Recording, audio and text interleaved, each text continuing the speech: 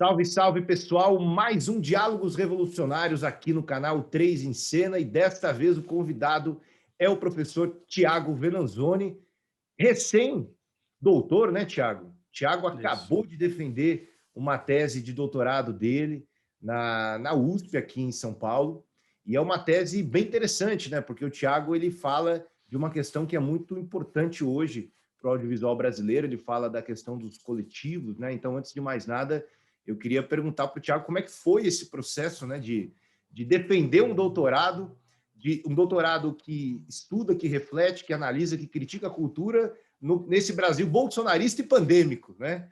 Acho que mais adversidades você não podia ter, né? Pois é, obrigado primeiro pelo convite. Acho que tem uma importância, assim, que a gente tem que destacar de conversar sobre isso, porque uma das questões também nesse período é a questão da ciência, né? E eu acho que a gente tem que refletir cada vez mais sobre processos e formas de divulgação científica. Eu acho que aqui agradeço a oportunidade de conversar sobre a tese, porque a relevância de pensar a divulgação é cada vez mais importante no momento onde as pessoas estão escolhendo que vacina tomar. É, sobre isso, sobre essa questão da pandemia, né, isso foi de fato um processo muito complexo, porque eu tinha já detalhado alguns processos de realização de algumas entrevistas com os coletivos, com produtores, presencialmente, mas isso não, obviamente não aconteceu. Mas aí a gente conseguiu saldar essa questão facilmente por esses meios que apareceram de forma muito mais presente na nossa vida, os meios digitais, né? E funcionou super bem, na verdade. Mas voltando à sua questão, eu tinha uma grande preocupação na conclusão dessa tese, que é como finalizá-la, né? Não exatamente como desenvolver esse processo, mas como fechar o processo, na verdade. Porque eu também não queria terminar de maneira absolutamente pessimista, vendo um retrato de momento que é o mais terrível possível, né? Então você entra lá, por exemplo, no site da OCA, né, do Observatório do Cinema Audiovisual e da Ancine, e você vê que em 2020 você teve 0 recursos vindo do Fundo Setorial do Audiovisual. Então, essas tabelas estão lá, inclusive, na minha tese, mas como é que eu, né, não fecharia, ou não pensaria esse final de tese de forma muito pessimista, e foi muito desafiador, assim, porque, de fato, teve momentos que eu queria parar tudo e, sabe, acho que a minha pesquisa já não tem mais tanta relevância, porque a situação hoje é a pior possível, e nós chegamos, de fato, num poço sem fundo, assim, a gente está caindo, ainda que eu acredite que a gente vai sair dessa, mas a gente vai conversar sobre isso. Mas, de Não, fato, vamos, era um desafio grande mesmo. vamos sair. Os diálogos revolucionários é o É espaço isso. para a gente pensar como sair dessa, né? Eu vou ler aqui o título da tese, que eu achei bem interessante, né? Diversidade social e políticas culturais, né? Práticas discursivas e coletivas no audiovisual brasileiro contemporâneo. Eu queria começar com duas questões assim que o teu título já traz para a gente, né? Primeiro a questão da diversidade social e depois a questão da prática discursiva, né? Porque a diversidade social ela meio que virou um lugar comum, né? Uhum, Você usar esse termo diversidade, uhum, não só diversidade social, qualquer tipo de diversidade, virou uma muleta de livro de autoajuda, né? Então, até o Augusto Cury está falando de diversidade. E, ao mesmo tempo que você coloca isso no título da sua tese, você já puxa a questão da prática discursiva, ou seja, você não está pensando só na teoria da diversidade, você está tentando entender de que maneira a diversidade ela é colocada e ela é tratada pelos coletivos audiovisuais, né? Isso era uma preocupação tua? Você queria, de certa maneira, fazer a sua tese viva, né? Viva no sentido de que você está de olho no que está acontecendo no mercado? é. Não, a questão da diversidade, de fato, ela é uma questão complexa demais, assim. Eu faço referência a um autor que é conhecido, o Renato Ortiz, que é um antropólogo, professor da Unicamp, que tem uma série de livros sobre a questão da globalização, que ele chama de mundialização, né? E ele tem um livro lançado em 2015 chamado Universalismo e Diversidade, que é um livro lançado pela Boitempo, em que ele questiona isso, como ser universal e diverso. Porque essa é uma questão, de fato, né? Como é que você fala da diversidade num espaço onde a unificação é o lugar em que todos nós contemplamos a partir da globalização, né? Então, falar de diversidade, por exemplo, em algumas produções da Netflix, isso pode, de alguma forma, gerar um mal-estar quando a gente está pensando a diversidade, por exemplo, nas periferias de São Paulo ou em outras periferias, né? Porque não há um espaço, o espaço de representação ele é um espaço mais diminuído, digamos assim. Então, a diversidade ele é um emblema nesse sentido, porque, como você falou, ele é comentado por vários outros lugares ou formas discursivas e narrativas. Você ouve, você fala sobre a diversidade. Ao mesmo tempo, ele é a parte que fundamenta um Plano Nacional de Cultura no Brasil, desde 2005, pelo menos, quando na gestão do Gil, em que se estipulou, se organizou um plano nacional, que virou uma Lei Nacional de Cultura em 2010, e que vai dar base para todo projeto, para todos os projetos culturais no Brasil, não só do audiovisual, mas os projetos culturais como um todo. Então, eu tinha que enfrentar essa questão da diversidade e pensando nela, de fato, como algo do ponto de vista discursivo, né? Pensando do ponto de vista discursivo, no Plano Nacional de Cultura, a diversidade ela foi compreendida justamente nessas tensões entre o local e o global. Isso está descrito no Plano Nacional de Cultura, se você pegar lá todos os documentos, etc. Isso está muito claro. Então, qual foi a escolha, digamos assim, uma escolha do setor cultural no Brasil? É pensar a diversidade a partir dos territórios, porque aí você tem uma espécie de enfrentamento do local frente a essa globalização, a esse global. Nessa que surge a emergência desses coletivos, porque você teve, ao longo desse período, uma presença mais expandida. É claro que ainda há muito a ser pensado, feito, etc., mas uma presença mais expandida dos territórios e de territórios que não produziam cinema, por exemplo, de espaços ou locais que não produziam audiovisual num período anterior, né? Até trago esses gráficos lá na minha tese. Você tem, por exemplo, uma predominância até 2010, de 95, né? Se a gente pensar lá, a ideia do cinema da retomada até 2010, você tem uma predominância de Rio e São Paulo, com mais de quase 90% da produção, concentrando a produção de cinema financiado, obviamente, pelos setores, depois pelo fundo setorial, mas antes pelas formas de leis de incentivo, etc., que existiam. E de 2010 até 2018, que é o espaço que eu analiso na tese, até expando um pouco para 2019, mas você sabe bem que em 2019, 2020 a gente tem muita dificuldade até de pegar esses dados. Você tem a predominância, o aumento, a expansão de territórios de produção, até no caso em 2017, que você teve pelo menos uma produção de cada estado do país com financiamento do fundo setorial do audiovisual. Então, isso é um projeto, né? É um projeto e como nós compreendemos essa ideia da diversidade. As práticas discursivas, para pegar um gancho, ela também entra porque para isso se ocorrer, você tem que ter uma espécie de compreensão do setor, do campo, de que isso é a nossa política, ou de que essa é uma matriz da nossa política cultural. Senão as coisas não acontecem. Tem um autor que eu pego, que eu analiso também, trago para a tese, que é o José Mário Ortiz Ramos, que tem um livro lá na década de 80 chamado Cinema Nacional e Lutas Sociais e Lutas Culturais, acho o título, que ele fala sobre o processo da Embrafilme em 74, né? 74, 78, a partir do Projeto Nacional de Cultura lá da ditadura civil-militar, em que a diversidade ela não existe, né? Você tem uma ideia do popular nacional, etc., em que isso o José Mário Ortiz Ramos analisando ali, inclusive com algumas coisas até contrárias à ideia de uma patrulha ideológica que poderia existir ali naquele momento. Então, ali não havia um espaço para pensar-se a questão da diversidade a partir de haver já produções descentralizadas ou em espaços que não eram reconhecidos.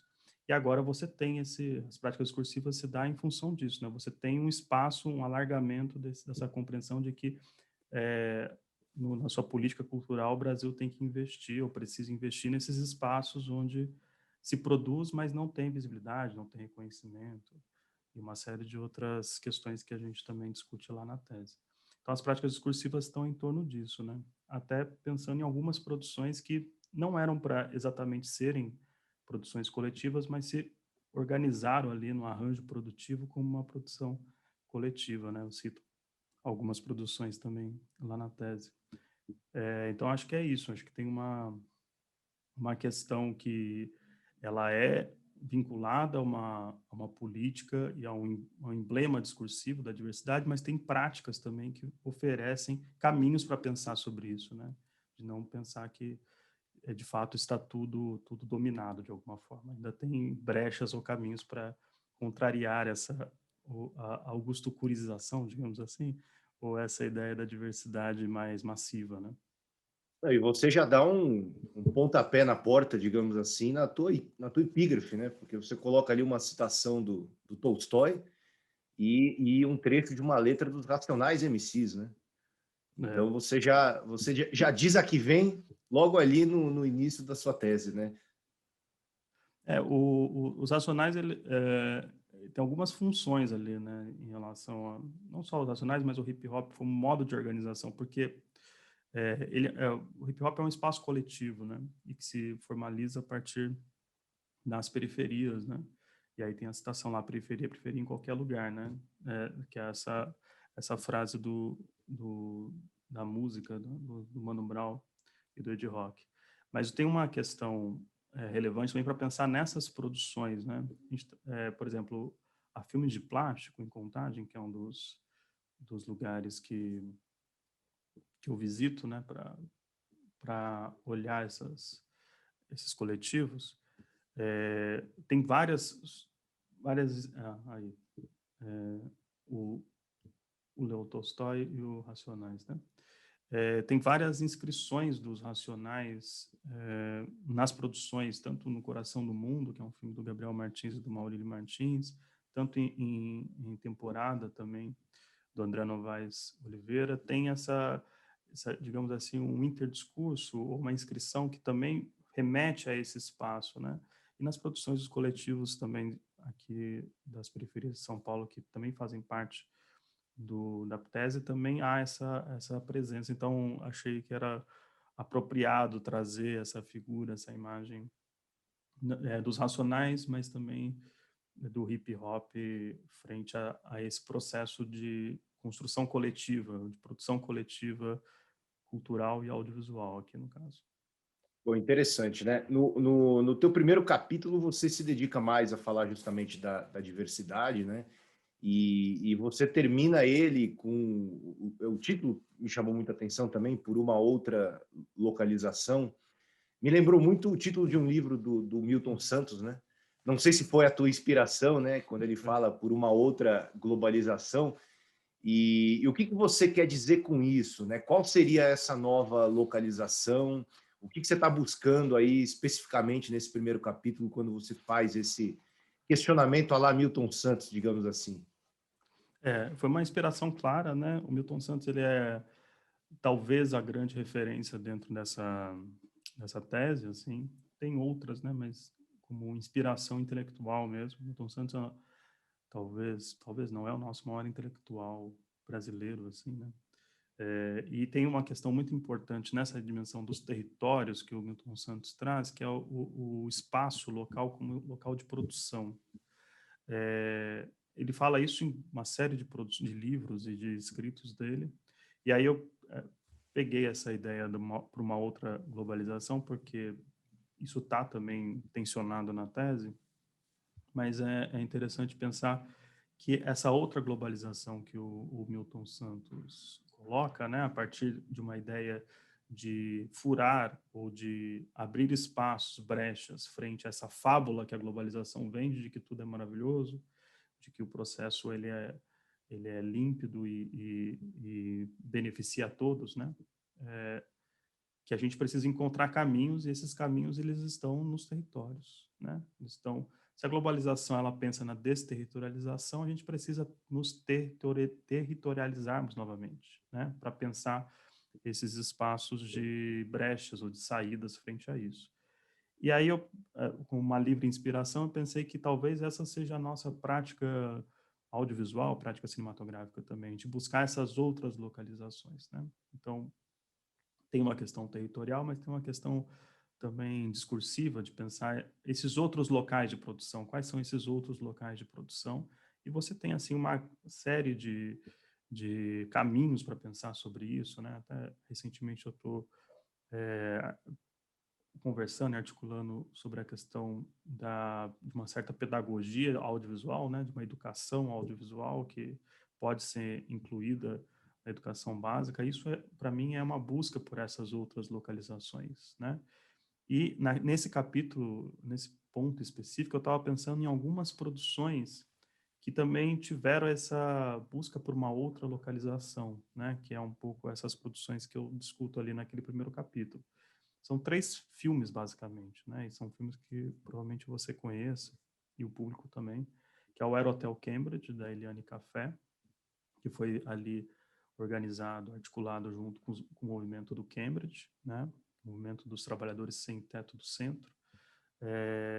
Você tem um filme chamado Um Filme de Verão, que acho que a Jo, inclusive, foi entrevistada pelo canal, né? Isso. Jo A gente já Safati. fez uma live aqui no Três em Cena com ela, falando exatamente É, do filme de verão. do filme de verão, que é sobre jovens ali do Rio das Pedras, que é um território dominado pela milícia no Rio de Janeiro, e como esses jovens ali, eles também se organizam nessa ideia, nessa busca por, não é entretenimento, na verdade, mas é por uma busca por lazer, né, nessa dimensão, e como também eles se incluem ali dentro da produção.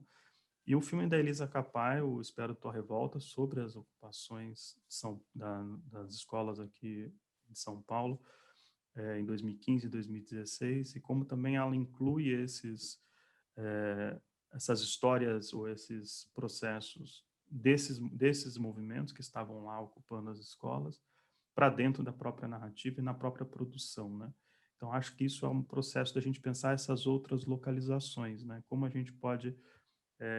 o cinema brasileiro, via de regra, ele sempre trouxe esse outro para a narrativa, né? Ele sempre falou desse outro, ele sempre percebeu esse outro. Então, acho que a gente tem também um caminho que está se colocando, que é como esse outro também pode participar de alguns processos e como também fazer, realizar e produzir cinema, né?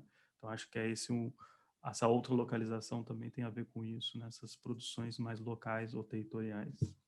Não, e é interessante, você citou o Espera Tua Revolta, né? A Elisa não só convidou os 3, né? O Lucas, que ficou famoso Que agora foi no Big Big Brother. Brother. A primeira vez que eu conheci alguém previamente no Big Brother, eu fiquei feliz, porque eu falei, porra, eu conheço esse cara, já vi esse cara em algum lugar.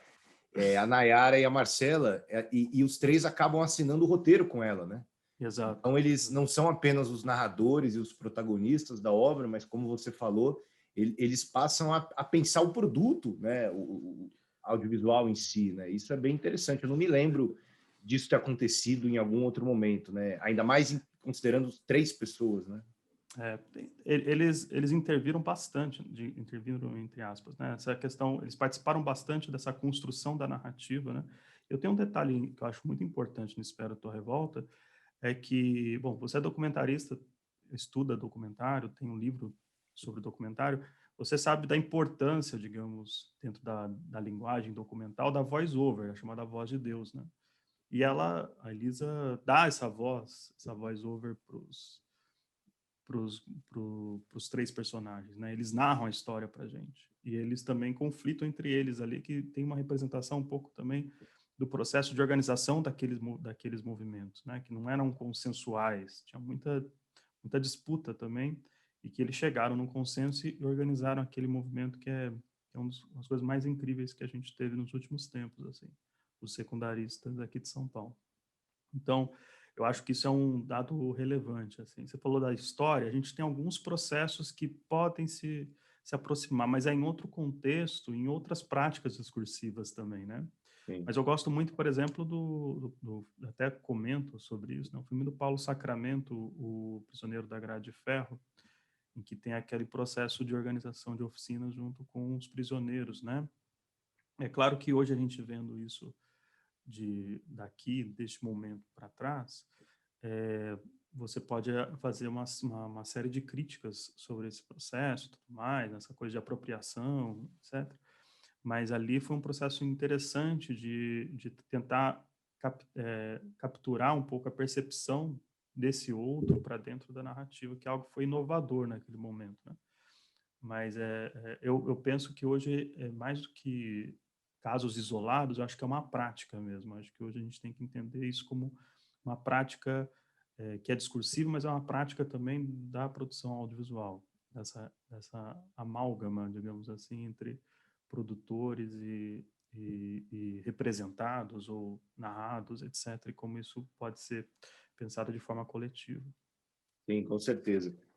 Passando agora para o segundo capítulo, né? Eu acho que no segundo capítulo você resolve uma coisa que eu percebo como um conflito muito grande, principalmente para quem pensa o cinema brasileiro e para quem faz o cinema brasileiro, né? Que é a questão da identidade, né? Primeiro que você coloca identidade no plural, coloca Sim, identidades, que é muito importante, e territórios. A gente ainda está discutindo, por exemplo, quando a gente forma a comissão para escolher o filme que vai representar o Brasil no Oscar, que pode ser indicado, aquela bobajada toda, mas que não deixa de ter uma importância, né? A gente ainda está em busca de um filme que represente a identidade brasileira. E sim, ao que me parece, lendo o teu trabalho, e eu concordo com a tua visão nesse sentido, que a gente não tem uma identidade no cinema brasileiro, a gente tem várias identidades, né? E aí eu queria te perguntar justamente isso, né? Quais são essas identidades que você encontrou na tua pesquisa? E essas identidades, elas têm relação com os territórios também? Queria que você falasse um pouquinho disso. sim. Acho que esse processo do cinema brasileiro contemporâneo escancarou essa dimensão de que lidamos com várias identidades, né? Essa é uma discussão muito antiga dentro da sociologia, etc., dos estudos culturais, dessa busca, como o Sr. Hall fala, dessa explosão de identidades que se colocam mais presentemente na pós-colonização, né?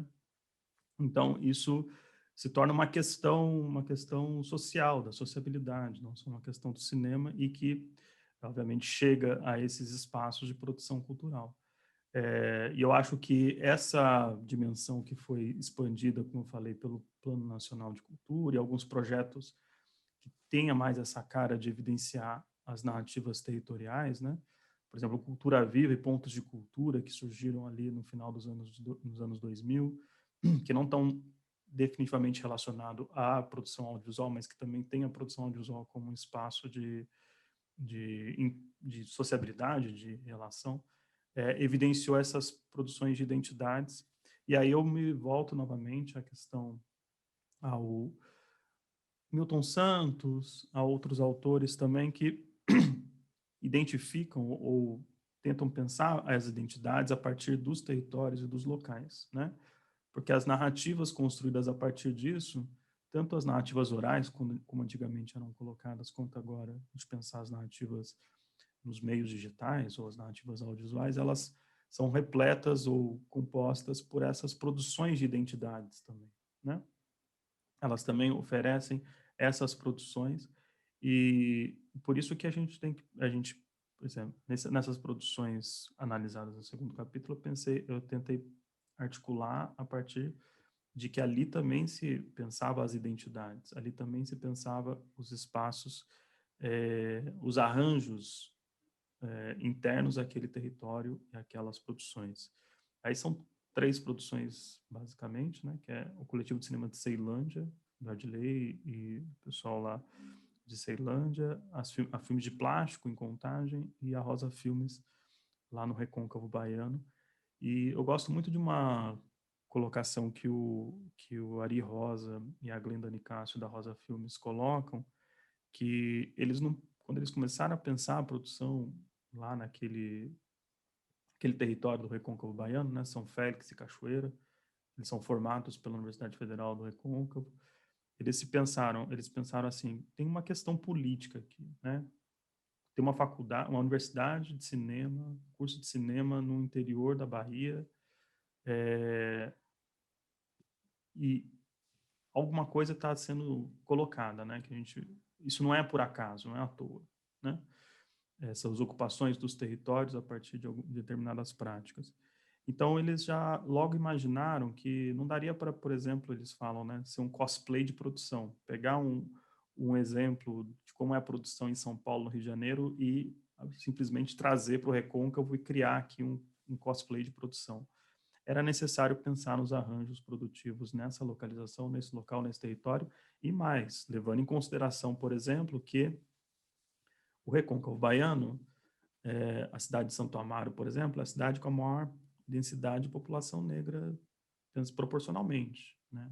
Quase 80% da população é população composta por pretos e pardos, autodeclarados. Então, eu não posso aqui simplesmente trazer uma dimensão de que não leva em consideração esse espaço de produção e essa população e essas pessoas e etc.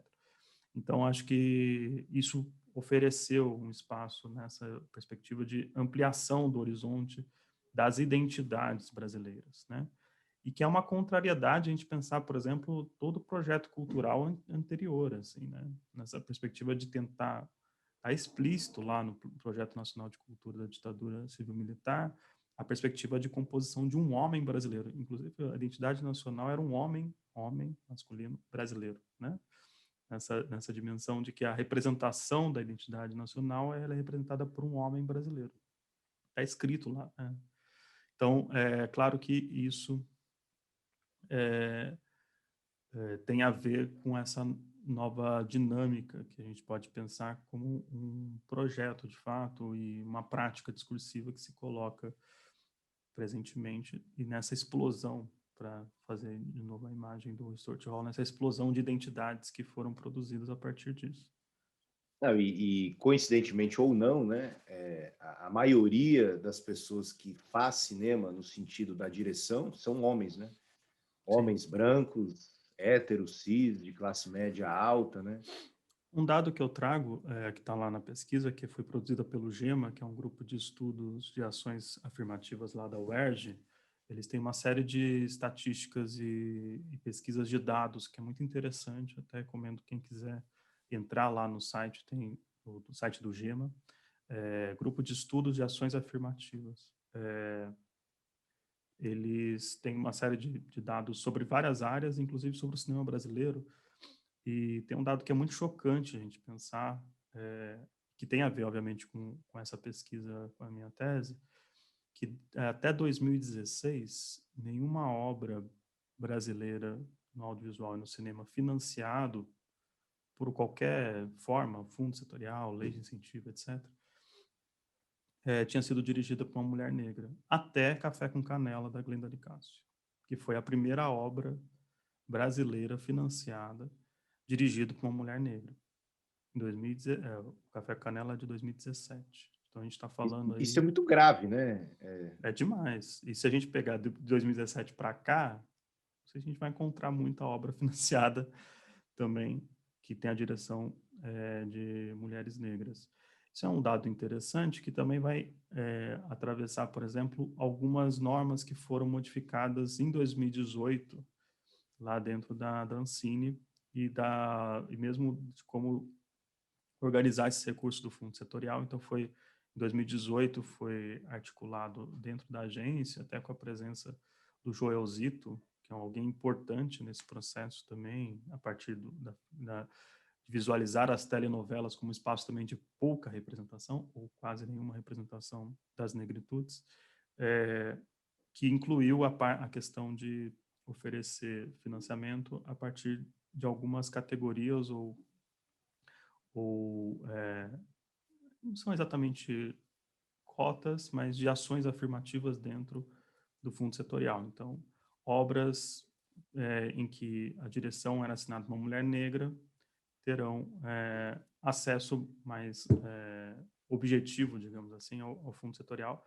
Só que tudo isso foi finalizado porque esse dinheiro nunca saiu, né? Então, desde 2018, o Fundo Setorial não, apesar de ter tido ali aprovações dentro desse processo, né? Então, as pessoas já têm os recursos garantidos, mas o recurso nunca saiu porque tem essa,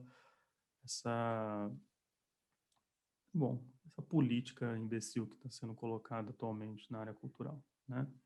Então, tem muita gente judicializando o processo, inclusive porque o dinheiro já está autorizado e o dinheiro nunca chega porque você tem um processo de banimento desses recursos, né?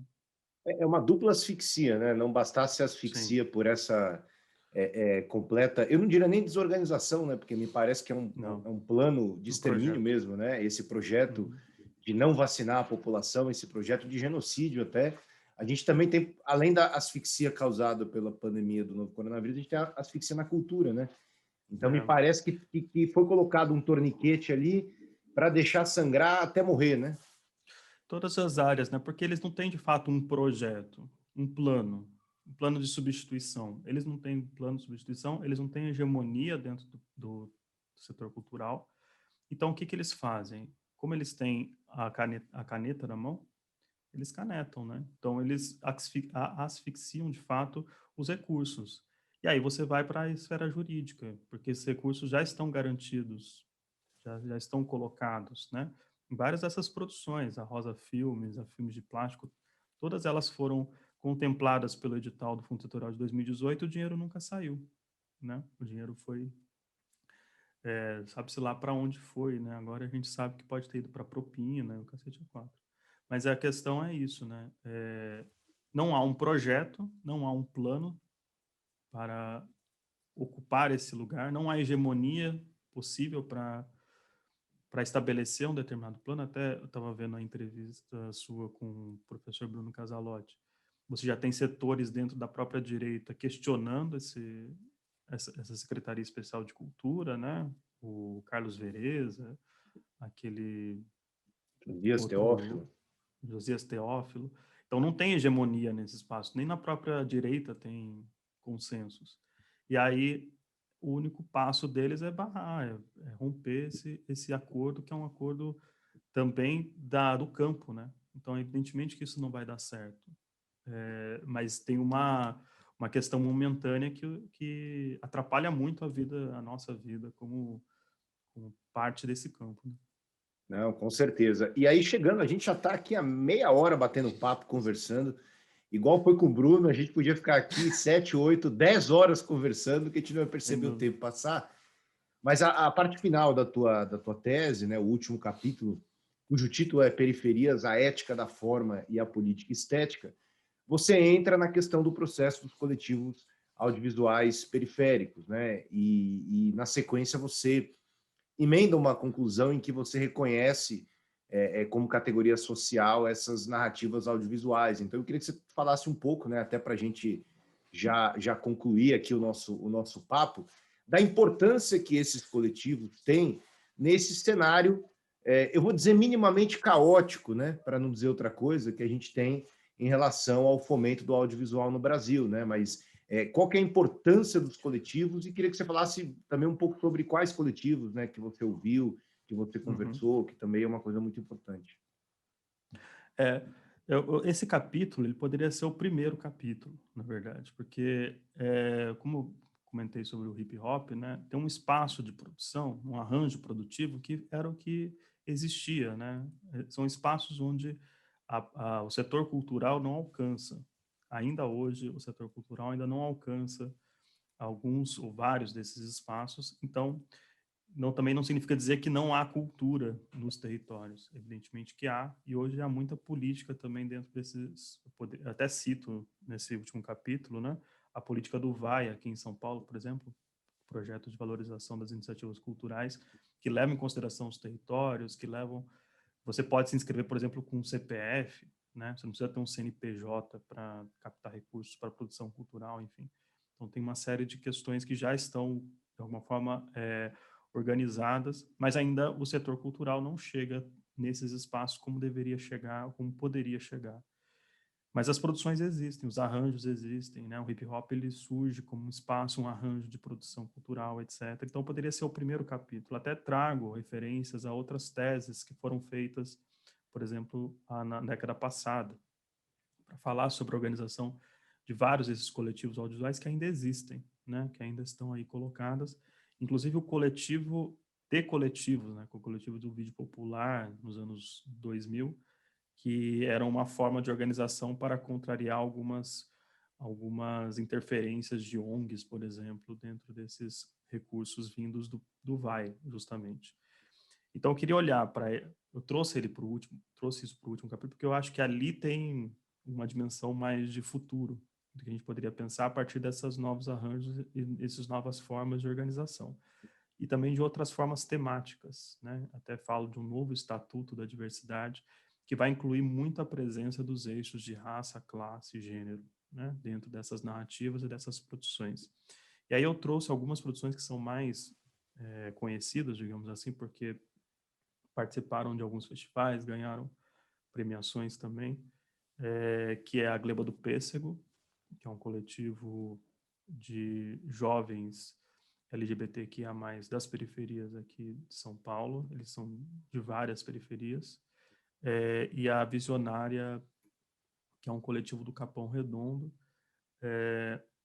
que também não trabalha só com cinema, eles produziram um documentário em 2018, 2019, sobre 10 histórias de pessoas das periferias que mudam o espaço territorial, então tem essa discussão territorial e a partir também desses eixos que eu comentei, e que eu acho que ali tem uma presença de futuro, digamos assim, da onde a gente pode caminhar. E depois, ao fazer essa pesquisa, eu fui identificando vários outros processos. Então, por exemplo, o Capão Redondo, que é um espaço conhecido territorialmente aqui em São Paulo, tem a presença de uma série de coletivos que se identificam com territórios dentro do território do Capão Redondo, né? Então, é como se fossem subterritórios ou outros territórios também de produção. Então, acho que isso é algo que está se colocando e um arranjo que está, assim, digamos, um arranjo de produção que está mais assentado ou mais organizado dentro das periferias. Então, é ali que eu vou identificar, ou ali que nós vamos identificar o que pode ser pensado como um futuro da produção audiovisual, né? É claro que isso requer uma série de lutas e entendimentos do próprio campo para pensar isso, mas na tese é onde também eu penso que é algo a ser visto como um plano futuro, até acho que esse é o último item lá que eu penso do plano futuro, dessas produções que já existem, né? E são produções de vários outros espaços e lugares, né? Produções universitárias, produções de vários níveis e sentidos também que estão identificadas com esses territórios periféricos. E é interessante você pensar o futuro como algo coletivo, né? É, Refutando essa ideia neoliberal da meritocracia, dos condomínios fechados, das pessoas que vivem com o próprio umbigo, né? Você está indo na contramão de muitas dessas coisas, né? De pensar o futuro, inclusive no audiovisual, como um futuro coletivo, né? o audiovisual sempre foi uma produção onde muitas pessoas participaram, então a gente pode até dizer que sempre foi uma produção coletiva, né? Mas nesse sentido, né, esse processo, eu acho que se a gente olhar, por exemplo, e os próprios coletivos falam sobre isso, né? A forma de organização dessas produções, né? Então, alguns coletivos nas periferias, ou tanto em São Paulo, Rio de Janeiro, em outros lugares, assinam como coletivo, não tem assim um diretor X, né? O coletivo tal, tinha a direção, o coletivo. Isso tem colocado mais, de forma mais presente neste momento. E é a produção que a gente pode olhar com mais, talvez, com mais inovação nesse processo, né? E de como esses arranjos eles podem, inclusive, organizar um novo modo de realização audiovisual, de forma mais clara, mais objetiva, que diferencia, evidentemente, de outros processos em outros momentos. Então, acho que os próprios coletivos identificam isso, ou as próprias produções que eu analiso identificam isso como o futuro, um futuro para a gente sair desse lamaçal também que a gente se encontra hoje. Putz, com certeza, né? Muito bacana essa tua mensagem e parabéns, né? Principalmente por essa preocupação, né? Em terminar a sua tese pensando nessas possibilidades de futuro, né? Porque é Né? comum a gente ouvir, a gente não pode falar mal do Brasil, pô, mas nós estamos numa pindaíba, cara. Como falar bem do Brasil, cara? Isso eu acho que é o desafio que a gente tem. Então, eu acho que essa tua preocupação demonstra justamente isso, né? Você tentar fazer com que o teu trabalho acadêmico seja um trabalho vivo e, de certa maneira, sirva para encaminhar, né, um futuro, para pensar em algo novo. A gente não tinha É. combinado, mas a tua tese já está disponível em algum link na banca na biblioteca da USP? Como que as pessoas podem ler o seu trabalho? Eu acho que ainda demora um pouco para aparecer, mas se vocês quiserem procurar, depois eu vou fazer divulgação e tudo mais, teses.usp.br, aí vocês podem procurar pelo nome ou pelo título, em algum momento vai aparecer lá. Mas como eu entreguei né, defendi na semana passada, eu acho que ainda demora algumas semanas para aparecer, mas em breve também vai ter publicação como livro. Boa. Eu tô Então, assim que articulando isso sair, eu também. já coloco o link. Quem estiver assistindo esse livro, esse Isso. vídeo mais para frente, eu já deixo o link aqui nos comentários. Aí fica até mais fácil para vocês conhecerem esse magnífico trabalho do Thiago. Thiago, super obrigado. Obrigado, Espero que Pedro. você tenha gostado. Esse foi o diálogo revolucionário mais longo até agora. Passamos de 40 minutos de conversa aqui. Espero que ninguém durma no meio, né? Por É o favor, risco que a gente. gente corre, né? É um risco.